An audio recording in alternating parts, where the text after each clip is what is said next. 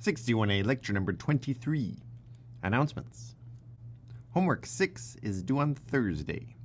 The ANTS project is due on Friday. And you'll need to finish Phase 2 by tomorrow in order to get the Phase 2 checkpoint. If you finish the whole project by Thursday, then you'll get an early submission bonus point.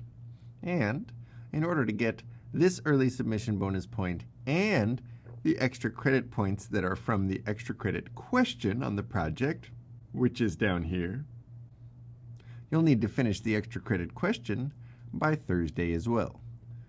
We would very much like to help you.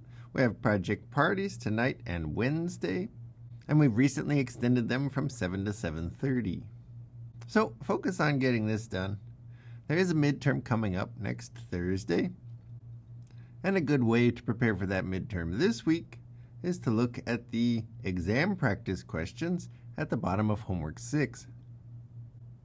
If you need any alteration to the standard exam time or seating procedure, you need to let us know by completing the alternate request form by Sunday.